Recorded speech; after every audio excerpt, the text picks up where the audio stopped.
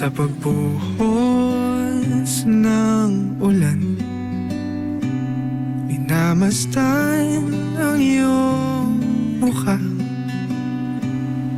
Pinipilit ikuhin ang iyong mga mata. Sakaling ikaw Ang mga perang papel ni Mang Jano, sukli raw sa mapapait niyang karanasan sa buhay.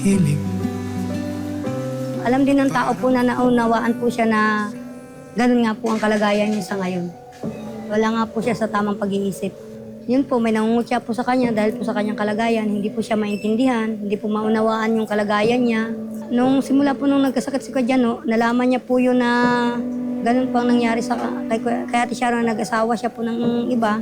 Yun na po ang umpisa ng pagkasira ng ano niya.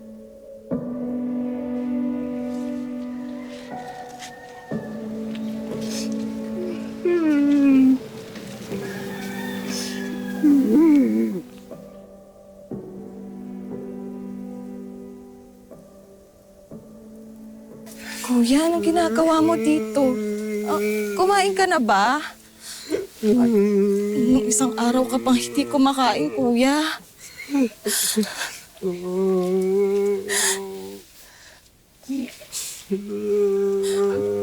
Kuya, baka mapano ka niyan, kuya. Mahirap yung malilipasan ng gutom. Baka mapasmay ang utak mo, kuya. Kuya. Gusto ko na mag-isa. Gusto ko na mag-isa. Kuya, ano ba? Kuya.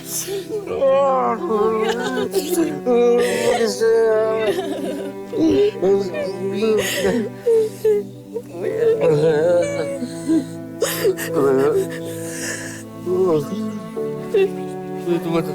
Tumatawag yung mga anak ko. Tumatawag sila. Hello? Hello?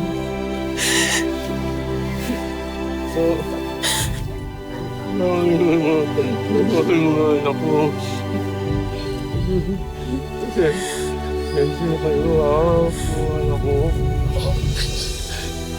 Bless tatay niyo. Bless tatay niyo. Kaya tama na yan, kuya. Tumigil ka na. Hawak na po siya ng kahoy. Ginawa niya pong cellphone. Kasi sabi na po siya na, kumusta na kayong mga anak? Talagang ganyan ang mama niyo mag-aasawa yan kasi bata pa. Kaya kayo na, ingatan niyo ang mga sarili niyo.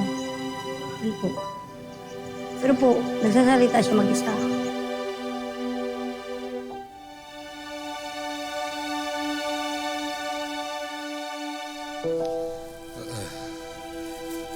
Anak!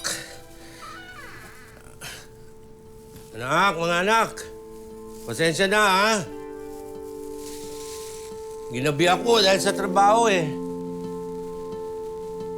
Mga anak, may dala akong pasalubong sa inyo, oh. Anak, may pasalubong ako sa inyo.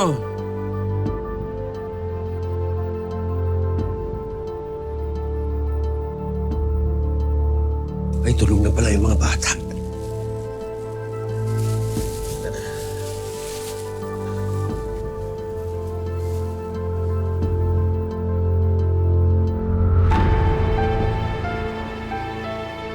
Kaninong tsinelas to? Hindi sa akin to, ha? Kaninong tsinelas to? Jano, Ha? lang sandali. Nagdala ka na lalaki dito, no? Kaninong tsinelas to? Sabi mo! Ha? Anong nangyari sa'yo? Sabihin mo! Jano, Hindi sa akin yan! pinagsasabi mo! Hindi sa akin yan! Ayun! Ayun! Hoy! Ay, sabot na! Ay!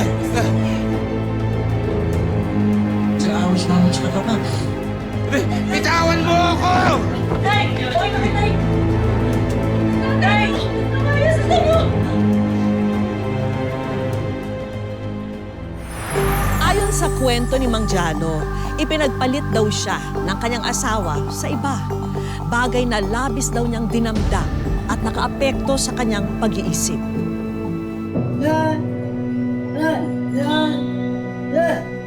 Simula po nung umuwi po yan siya, galing Bataan po, pag-uwi dito, pagsundo po ni mama ko sa barko, ganyan na po siya.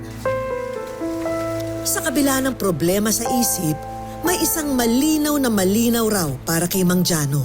Lagi niya po tinitignan niyo po yung pier na ano man lang niya na may isang anak na bababa doon at hahanapin siya balang araw. Kaya po ayaw niya palagyan ng bangka niyan kung binabato niya.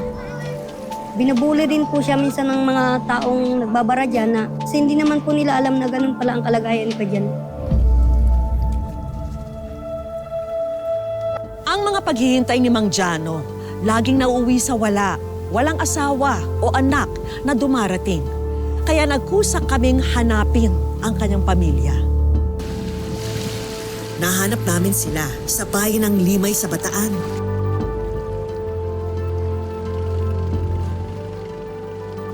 Pero iba ang kwentong inilahad ng kanyang dating asawa. Hi, Sharon. Good afternoon. Ako si Vicky. Maraming salamat at nandito ka sa Wish Ko Lang. Ang una kong tanong sa inyo, bakit nawala na kayo ng ugnayan? Umalis po siya sa bahay namin, wala po pa alam. Oo, alam po ano ginawa niya.